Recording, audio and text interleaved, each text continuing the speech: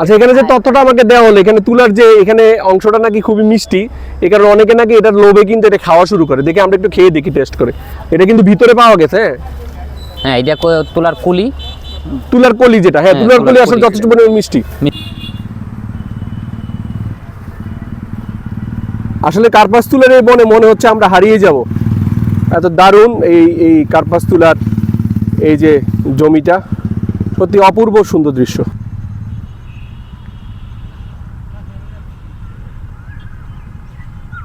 বাংলার মুখ আমি দেখিয়াছি, তাই পৃথিবীর রূপ খুঁজিতে যায় না আর। সত্যি কবি জীবনানন্দ দাশ মনে হয় এত সুন্দর এই বাংলার প্রকৃতি সম্পর্কে বলেছেন।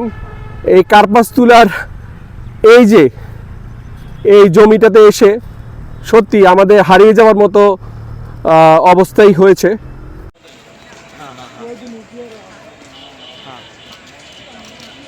আমরা কি পাবো এরকম কোনো কৃষক ভাই কি পাবো? হ্যাঁ অবশ্যই ইনশাআল্লাহ পাবো তো, এখানে অনেক লোক আছে। চলুন, আরিফ ভাই কিন্তু বলেছে আমরা পেয়ে যাব কার্পাস তুলার এই জমির মধ্যে। আমরা এখন খোঁজার চেষ্টা করব এই যে কৃষক ভাইদেরকে। প্রিয় ভাই ও বোনেরা, আমরা যেটা বলেছিলাম ব্লগের শুরুতেই, আমরা এই যে গাজীপুরে এসেছি, শ্রীপুরে যে কার্পাস তুলার এই যে বিশাল তুলা গবেষণা ইনস্টিটিউটটি আছে, 25 বছর যাবত আছেন। ঠিক আছে, তো এখানে কত একর জমিতে এই তুলা গবেষণা ইনস্টিটিউট? 150 একর জমি। 150 একর জমি, 450 বিঘা। 450 বিঘা। এটা পূর্বে যখন তুলা গবেষণা ইনস্টিটিউট হওয়ার আগে এই জায়গাটা কি ছিল? কৃষক ছিল, কৃষকরা ছিল, কৃষকের কাছ থেকে সরকার এই তুলা গবেষণা ইনস্টিটিউটটি জন্য নিয়েছে। এটা কতজন কৃষক এখানে আছেন এই মুহূর্তে? মানে কৃষক না, এটা সরকারি ভাবেই অধিগ্রহণ করা হয়েছে, সরকারি ভাবে। আর যারা বাইরের ছিল লোক, তখন তা করে টাকা পয়সা দা উড়াইয়া দিছে। আচ্ছা আচ্ছা আচ্ছা। কতজন কৃষক এখানে কাজ করেন এই মুহূর্তে? না, আমরা শ্রমিক আর কি, শ্রমিক 35 জনের মতো, আর এমনি ডেইলি লেবার আছে 35 জন। হ্যাঁ। এটা মানে এই যে তুলা সংগ্রহ করতে ঠিক কতটা সময় লাগবে যদি বিস্তারিত আমাদেরকে বলতেন। চারা বিস্তারিত হইলো আমার এই শ্রাবণ মাসে রোপণ করি আমরা। আচ্ছা আচ্ছা। এটা লাগানিতে পর্যন্ত 6 মাস পর্যন্ত তার ইয়া থাকে বয়স, 6 মাস পর্যন্ত গড়া যাইব গা। তারপরে হইলে ওইটা আমরা কেজি হিসেবে উড়াই, মানে 30 কেজি 500 টাকা। আচ্ছা আচ্ছা। 30 কেজি 500 টাকা সারাদিনে যা উড়াইতে, 100 কেজি উড়াইতে 150 কেজি উড়াইতে পারে। 6 মাস মানে বছরে কয়টা ফসল? একটা ফসল। পরে আমার এটা তো কার্পাস তুলা, তাই না? কার্পাস তুলা। আপনারা কি লোকালি কি বলেন এটার নাম? লোকালে তুলা কার্পাস তুলা বলে। অনেকে আবার কপাস তুলা বলে। না না, কার্পাস তুলাই। কার্পাস তুলা, হ্যাঁ ঠিক আছে ঠিক আছে। আপনি এই যে এই তুলাটা সংগ্রহ করা হয় কি মাসে সংগ্রহ করা হয়? এই জানুয়ারি 15 থেকে সংগ্রহ করা শুরু করব। জানুয়ারি 15 থেকে সংগ্রহ করা হয়।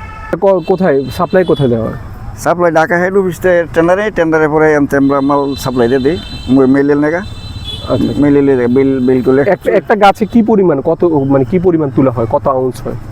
কত আউন্স সেটা আমরা সঠিক সারারা বলতে পারবো। আমরা আনুমানিক আপনার 150 গ্রাম হয়। 150 গ্রাম, আরো বেশি হয়। এটা হলো টাইলের যুক্ত যেটা, এটা ভাই বোনের আপনারা যেটা শুনতে পাচ্ছেন, প্রত্যেকটা গাছ থেকে কিন্তু প্রায় 1 থেকে 150 গ্রাম পর্যন্ত তুলা হয়ে থাকে। আর এই যেটা আমরা টাইল করি, এটা মনে হয় 250 গ্রাম হয়, এটা আরো বেশি হয়। আচ্ছা আচ্ছা আচ্ছা। এটা হলো নরমাল। আচ্ছা আচ্ছা। এটা হলো নরমাল আমরা হুমানে লাগাই। ওইটা হইলো টাইল। ট্রায়ালটা কোনটা? এই যে এটা। আচ্ছা, ট্রায়ালটা আর এর মধ্যে পার্থক্য কি? পার্থক্য আছে, এটা হলো খরচ বেশি পড়ে, আর এটা খরচ কম। এটা মনে করেন এটা হলো বীজ উৎপাদন করি আমরা, এটা কোনো বীজ নাই। এটা হলো মেলে বীজ লেগে তেল বানানি লেগে। আচ্ছা আচ্ছা আচ্ছা। এই তুলাটা কোথায় কিসের জন্য ব্যবহৃত হয়? তেল উৎপাদনের জন্য। তেল উৎপাদনের জন্য বীজটা। দর্শকবৃন্দরা, যেটা তথ্য যেটা উঠে আসলো, এই যে বীজটা আপনারা দেখতে পাচ্ছেন, এটা কিন্তু তেল উৎপাদন করা হয়। এটা দিয়ে আপনার এই জিনিসটা দিয়ে মনে করুন আবার এটার তেল বাড়িয়ে করবো। এই যে আপনারা দেখতে পাচ্ছেন কিন্তু তেল বাড়াইলে কত সুন্দর তুলা। এই যে এটা আপনার এইটাই বোম্বের তেল ভাইজান। এই যে এই রাস্তা দক্ষিণ পাশে এইটাই বোম্বের তেল। এই যে এইটাই তেল। গরুর খাবার। গরুর খাবার কি মানে ইয়াডা আমরা কি বলি, গরুর খাবার যে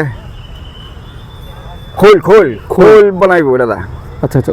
ওইটা থেকে কি এটা হয়? এই যে বীজটা আপনি দেখেন, এই বীজ থেকে কি বীজ থেকে তুলা হয়। আর তেল উৎপাদন হয় এই যে বীজটা থেকে। আর এটা আবার খইলও পারে। আচ্ছা আচ্ছা। এই যে আপনারা দেখতে পাচ্ছেন দর্শকবৃন্দরা, এই যে বড় যে বীজটা আছে, ওটা থেকে যখন তুলা হয়, হওয়ার পরে কিন্তু এটার এই বীজটা কিন্তু তখন ছোট হয়ে যায়, তাই না? ছোট। এই দেন। আচ্ছা, এটা এই দেন হাতের মধ্যে বসা। এই তো আসলে সত্যি এই যে তেল দেখেন, একেবারে দেখেন এই যে ভাইজান এই রাস্তা দক্ষিণে তেলের কিন্তু একটা না ইয়া আছে, দক্ষিণে। এবং এখানে কিন্তু অনেক প্রচুর পরিমাণে ভিউয়ার্স আছেন, যারা দর্শকরা আছেন তারা কিন্তু ওই দিকটাতে যেতে যাচ্ছেন, এদিকে অফিস তাই না, এই জন্য যেতে না এই রাস্তা দক্ষিণে উনি দায়িত্ব আছেন, তার সাথে সাথে আমাদের সাথে কথা বলতেছেন। আপনারা কি নতুন আজকে প্রথম আসছেন? আচ্ছা, একটু কথা বলুন, রেগুলার আসেন? জি না, আজকে অনেকদিন পর আসলাম ঘুরতে।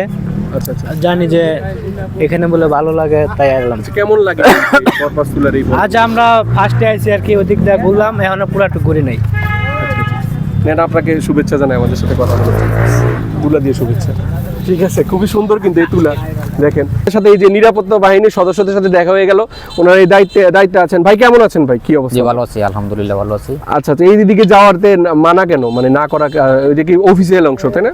এটা অফিসিয়াল ভাবে বা আমাদের নিরাপত্তার স্বার্থে গাছ নষ্ট হয়ে যায়, তুলে উঠে ফেলাই, আপনি দেখেন বীজ নষ্ট করে ফেলাই, গাছ নষ্ট করে ফেলাই, এই জন্য নিষেধ।